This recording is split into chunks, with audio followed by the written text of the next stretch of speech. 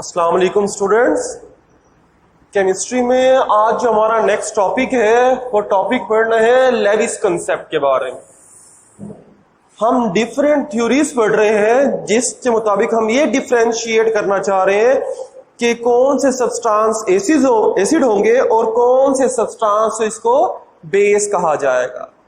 तो आज लेविस की concept, G.N. Lewis in 1923 proposed this theory। G.N. Lewis इस साइंटिस्ट ने थ्योरी पेश की जिसके मुताबिक हम एसिड और बेस के दरमियान में डिफरेंस करेंगे। अब किसकी बेस पर डिफरेंस करते हैं? On the basis of electron pair. ये थ्योरी किसकी बेस पर प्रेजेंट की हमारे पास? वो था इलेक्ट्रॉन पेयर।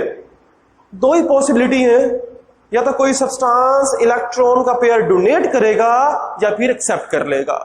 तो इसकी बेस पर एसिड और बेस क्या होगा? अगर हम बात करते हैं लेविस के मुताबिक एसिड क्या होगा? Acid is a substance which can accept a electron pair. Acid क्या होगा? एसिड ऐसा सब्सटेंस है जो इलेक्ट्रॉन का पेयर एक्सेप्ट कर लेगा, ले लेगा। जो इलेक्ट्रॉन का पेयर ले लेगा उसे एसिड कहा जाएगा। तो फिर बेस क्या होगा? Base is a substance which can donate a pair of electron. जो इलेक्ट्रॉन का पेयर डोनेट करेगा उसे बेस कहा जाएगा। तो जो इलेक्ट्रॉन का पेयर एक्सेप्ट कर लेगा वो एसिड, जो डोनेट कर देगा वो क्या होगा? बेस होगा। इसे समझने के लिए एक एग्जांपल देखते हैं। एसिड और बेस की रिएक्शन समझने के लिए रिएक्शन है, reaction between BF3 boron trifluoride and NH3 ammonia. NH3 ammonia के दरमियान रिएक्शन होता है। BF3 का रिएक्शन के लिए हमारे पास स्ट्रक्चर क्या बनेगा? बोरून F3 3 फ्लोरीन के साथ जुड़ा हुआ है तो 3 बॉन्ड बन जाएंगे। इसी तरह अमोनिया NH3 एक नाइट्रोजन 3 हाइड्रोजन के साथ जुड़ा हुआ है तो 3 बॉन्ड के जरिए जुड़ा होगा, जबकि इसके पास एक लोन पेयर, एक इलेक्ट्रॉन का पेयर होता है, जो हम यहां पर बात कर रहे थे इलेक्ट्रॉन पेयर। तो नाइट्रोजन के पास एक इलेक्ट्रॉन का पेयर होता है। अब यहां पर होता क्या है? यहां पर देखें बोरून फ्लोरीन के साथ जुड़ा हुआ है और बॉन्ड्स 3 बॉन्ड बने हुए हैं। एक बात याद रखें कि जब भी एक बॉन्ड बनता है, एक बॉन्ड के अंदर टोटल इलेक्ट्रॉन होते हैं दो इलेक्ट्रॉन के मिलने से एक बॉन्ड बनता है। तो ये भी बॉन्ड है तो इसके अंदर इलेक्ट्रॉन कितने होंगे? 2 इलेक्ट्रॉन होंगे। ये भी बॉन्ड है, ये भी इलेक्ट्रॉन कितने होंगे? 2 होंगे। तो काउंट करें, इस वक्त टोटल बोरून के पास इलेक्ट्रॉन कितने हैं? 2, 4 एंड 6। तो इस वक्त बोरून के पास टोटल इलेक्ट्रॉन है 6 इलेक्ट्रॉन। तो क्या बोरून स्टेबल होगा? नो। कोई भी चीज स्टेबल कब होती है? जब उसका ऑक्टेट, उसके पास 8 इलेक्ट्रॉन पूरे हो जाए। तो क्या करेगा ये बोरून? ये 2 इलेक्ट्रॉन एक्सेप्ट कर लेगा नाइट्रोजन से। तो ये 2 इलेक्ट्रॉन जो है ये बोरून एक्सेप्ट कर लेता है। तो एक्सेप्ट करने के बाद इनके दरमियान में बॉन्ड बन जाता है। ये 2 इलेक्ट्रॉन नाइट्रोजन से बोरून की तरफ चले जाएंगे। 6 इलेक्ट्रॉन पहले थे, 2 इलेक्ट्रॉन ये आ जाएंगे। क्या बन जाएगा? 8 इलेक्ट्रॉन बन जाएंगे। तो यहां पर हमारे पास इनके दरमियान ये बॉन्ड बनेगा और इस बॉन्ड को नाम दिया जाता है कोऑर्डिनेट कोवलेंट बॉन्ड। ये बॉन्ड कौन सा होता है? कोऑर्डिनेट कोवलेंट बॉन्ड बन जाता है। तो इस पूरे प्रोसीजर के अंदर एसिड और बेस कौन सा था? एसिड कौन सा होगा और बेस? यहां पर देखें BF3 ने इलेक्ट्रॉन का पेयर ले लिया है। तो इलेक्ट्रॉन पे जो लेता है उसे नाम देते हैं एसिड का।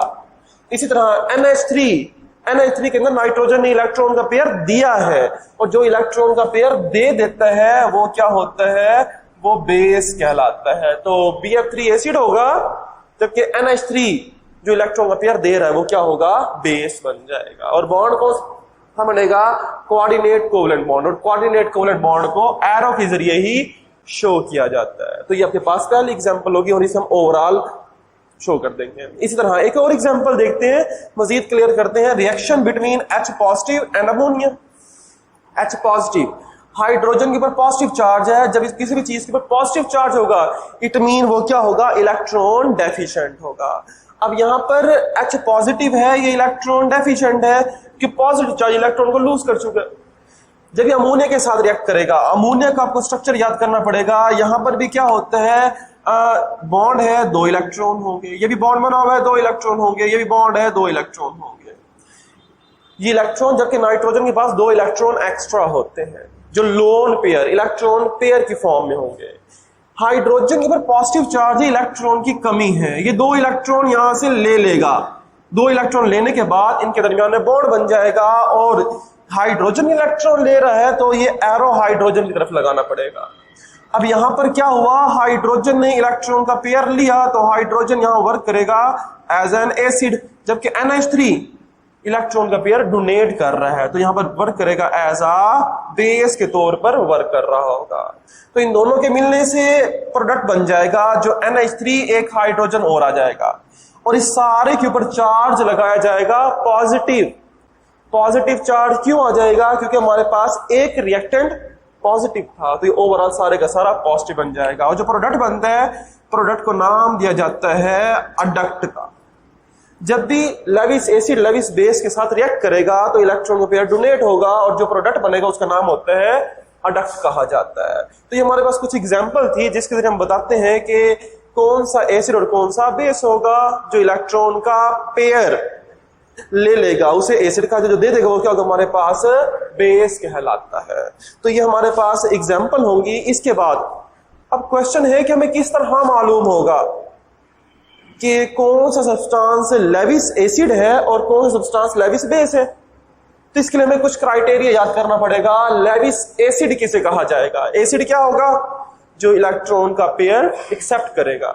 तो लेविस एसिड, तो पहली एग्जांपल के molecule in which central atom has incomplete octet, वो तमाम मॉलिक्यूल्स जिनके सेंट्रल एटम का ऑक्टेट कंप्लीट ना हो वो लेविस एसिड ही कहलाते हैं। अभी एग्जांपल दी थी, जैसे BF3 है, BF3 के अंदर सेंट्रल एटम कौन सा होगा, बोरोन होगा, और बोरोन के पास कितने इलेक्ट्रॉन थे, 6 थे, तो इसका ऑक्टेट कंप्लीट नहीं था, तो ये क्या बन जाएगा, एसिड के तौर पर वर्क करेगा। इसके अलावा AlCl3 भी हो सकता है, FeCl3 भी हो सकता है। इन सब के अंदर सेंट्रल एटम कौन सा होगा, एल्यूमिनियम, यहां पर बोरोन सेंट्रल होगा, जबकि यहां पर Fe सेंट्रल होगा, और इन सब के पास इलेक्ट्रॉन्स होते हैं 6, तो इनका ऑक्टेट कंप्लीट नहीं होता।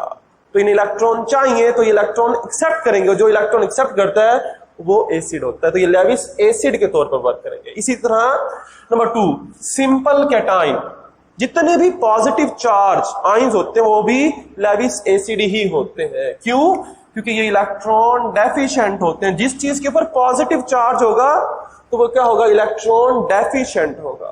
तो इलेक्ट्रॉन डेफिशिएंट होंगे तो ये भी इलेक्ट्रॉन को एक्सेप्ट करने की टेंडेंसी रखते हैं।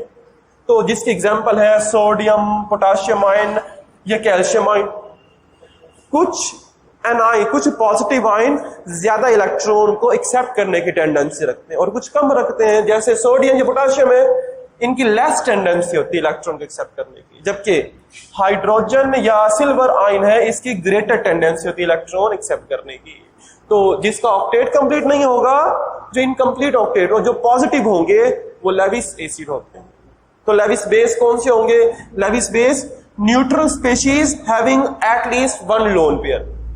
कोई भी मॉलिक्यूल जिस पर कम से कम एक लोन पेयर हो, एक इलेक्ट्रॉन का पेयर एक्स्ट्रा हो, वो लेविस बेस होगा, क्योंकि वो इलेक्ट्रॉन के पेयर को डोनेट कर सकेगा। जैसे अमोनिया, अभी हमने पढ़ा था अमोनिया, इसके पर एक लोन पेयर होता है, जो लोन पेयर होगा तो ये अपना लोन पेयर डोनेट करेगा, और जो डोनेट करता है वो बेस होता है, लेविस बेस। इसी तरह अमाइन है, इस पर भी एक लोन पेयर होता है। इस तरह अल्कोहल, तो इस पर 2 लोन पेयर होते हैं, तो जिस पर लोन पेयर होगा वो लेविस बेस होगा। इसके अलावा सिंपल एनाइन, जो पॉजिटिव था वो एसिड था, तो जो नेगेटिव होगा वो बेस होगा। तो जितने भी एनाइंस होते हैं, नेगेटिव आयन होते हैं, वो बेस कहलाते हैं, लेविस बेस। जैसे साइनाइड आयन है या क्लोराइड आयन होता है, ये तमाम बेसिस। जो पॉजिटिव होगा वो एसिड, जबकि नेगेटिव आयन क्या बन जाएगा, ये बेस बन जाएगा। तो ये हमारे पास लेविस कंसेप्ट था। इस कंसेप्ट की बेस पर हम एसिड और बेस को डिफरेंशिएट कर सकते हैं, जो हमारे पास कुछ एग्जांपल देखी जाती है। तो अभी यहां कंप्लीट करते हैं, बाकी टॉपिक नेक्स्ट लेक्चर में होगा। अल्लाह हाफिज।